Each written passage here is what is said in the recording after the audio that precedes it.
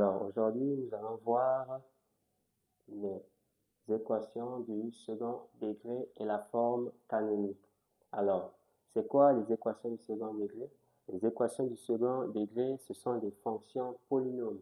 Donc, nous avons les équations du premier degré, du type ax plus b, et les fonctions, les équations du second degré, du type ax carré plus bx plus c égale à 0.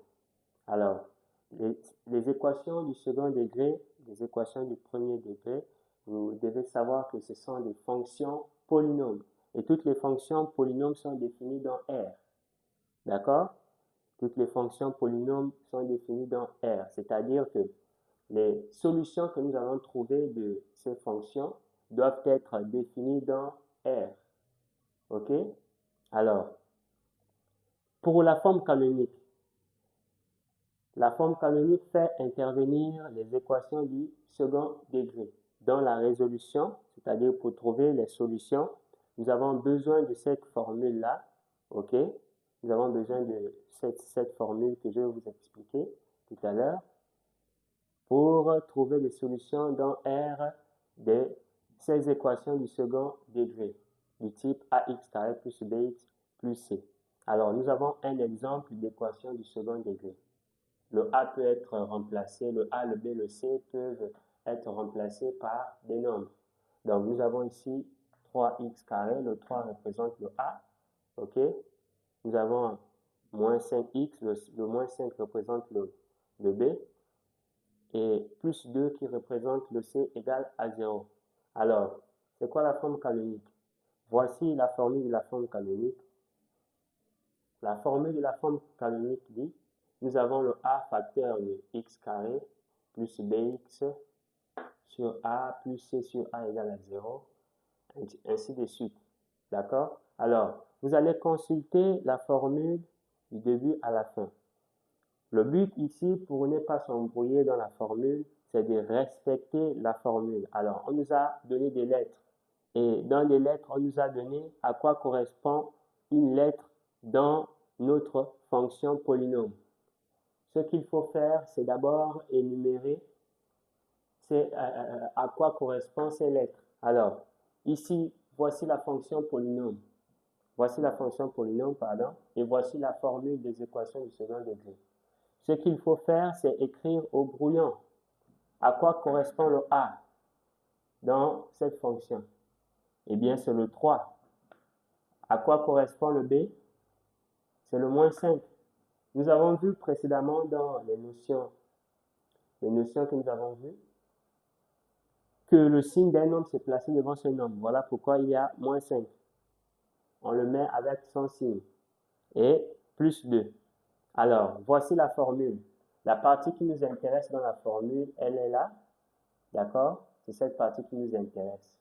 Alors, nous avons le A, facteur de x plus b sur 2a, le tout au carré, moins b carré moins 4ac sur 4a carré égale à 0. Alors, nous allons à la base, avec cette fonction polynôme du second degré, cette équation du second degré, appliquer la forme canonique en se servant de cette formule-là, qui est la forme canonique. Et en appliquant cette formule, nous allons trouver des solutions dans R. D'accord? Donc, j'ai déjà écrit, mais je vais vous montrer comment cela s'est déroulé. Et dans la prochaine vidéo, nous allons faire quelques exercices. Alors, nous avons déjà répertorié notre A, notre B, notre C que nous connaissons dans la fonction polynôme. Nous allons insérer cela dans la formule. La formule dit: nous avons le A en facteur. Alors, à quoi correspond ton A ici? C'est le 3. Donc, nous avons 3. Ensuite, nous avons X, le plus de la formule. Ne jamais confondre le signe de la formule et le signe du nombre. Non. Le nombre a son signe et la formule également. Le plus, c'est le plus de la formule. C'est le signe de la formule. Donc, plus, c'est pourquoi j'ai mis moins 5 entre parenthèses. Parce que moins 5 avait déjà son signe moins. Donc, moins 5 qui représente B sur 2A. 2A signifie 2 multiplié par A. Donc 2 multiplié par 3, le tout au carré, moins B au carré, moins B carré c'est moins 5 au carré, moins 4AC c'est moins 4 multiplié par A, multiplié par C, sur 4A carré, c'est 4 multiplié par 3 au carré. C'est bon? Alors, nous poursuivons. Nous avons toujours le 3 en facteur de x moins 5 sur 6, car 2 fois 3, 6, le tout au carré, moins 5 au carré, 25, 5 fois 5, 25, moins 4AC, moins 4 fois 3, moins 12, multiplié par 2, moins 24, sur 4 multiplié par 3 au carré c'est 9, multiplié par 4, 4 fois 9, 36, d'accord? 4 fois 9, 36, égale à 0. Nous poursuivons, 3 facteur de x moins. Pardon, je reviens. Donc, ici, à ce niveau, avant d'arriver ici, nous voyons bien que nous sommes en face d'une formule que nous avons vue en quatrième, en troisième et en seconde. Et ici, c'est la formule des identités remarquables. La forme développée de A au carré moins B au carré. D'accord? Et puisqu'ici, le but est de factoriser, bon, pas de factoriser, de trouver des solutions dans R, mais nous allons passer par la factorisation et enfin résoudre. Alors, ici, nous avons la forme A carré moins B carré, la forme développée d'une identité remarquable, A carré moins B carré, qui correspond à la forme factorisée de A moins B facteur de A plus B que nous allons appliquer. Alors, pourquoi A carré moins B carré?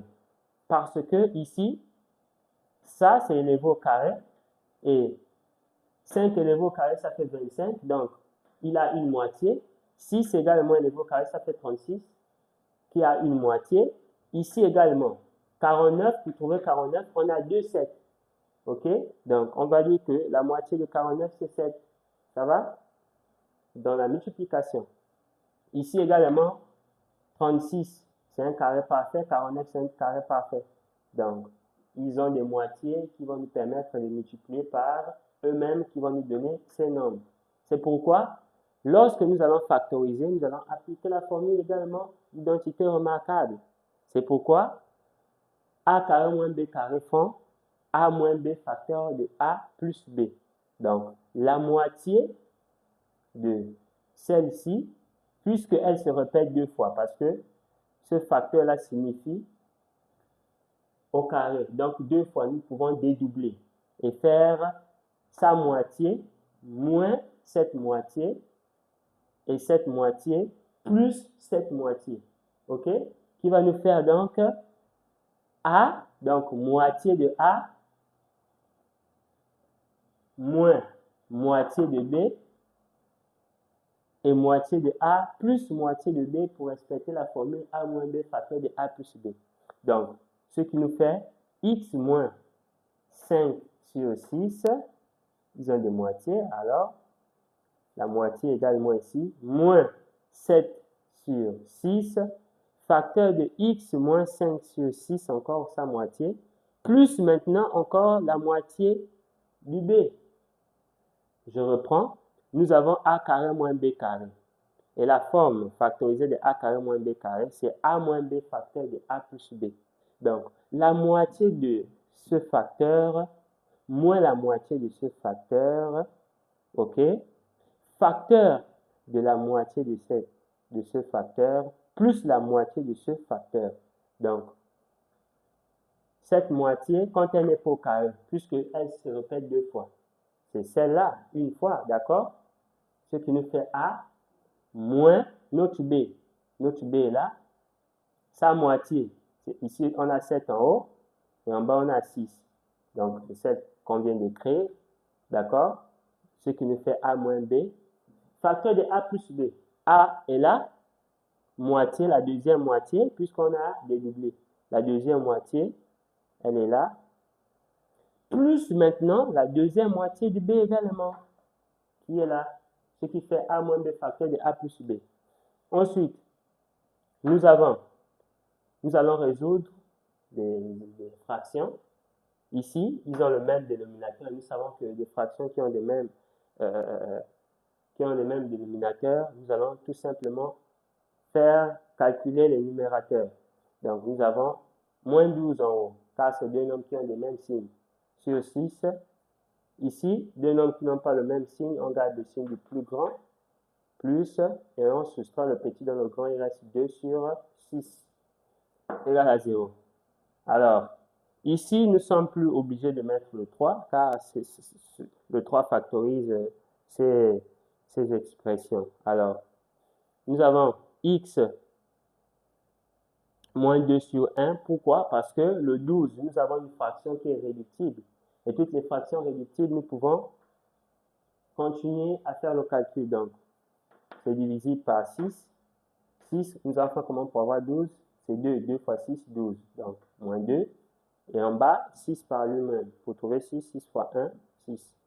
On fait également la même chose ici. 2, 2 en haut, 2 en bas. Ça fait 1 tiers, égal à 0. Alors, ici, c'est une autre formule.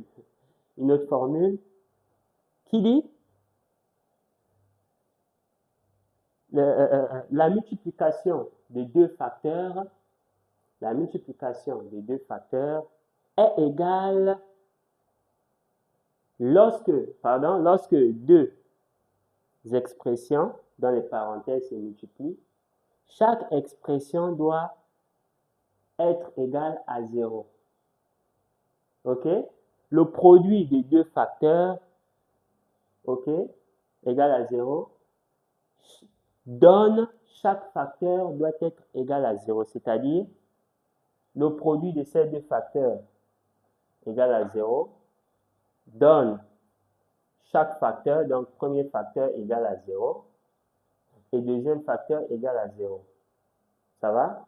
Donc, x moins 2, premier facteur égal à 0, ce qui nous donne 2, nous avons vu les équations. Et le deuxième facteur, x plus 1 tiers égale à 0, qui fait x égale à moins 1 tiers. Solution dont R est égale à moins 1 tiers 2. Alors ici, les solutions, nous commençons par écrire le plus petit, ensuite le plus grand, par ordre croissant, du plus petit au plus grand. Donc, merci encore pour votre patience. J'espère que vous avez vraiment appris dans cette vidéo. Nous nous retrouvons pour la prochaine séance et bonne soirée à vous. 1, 2, 3, 4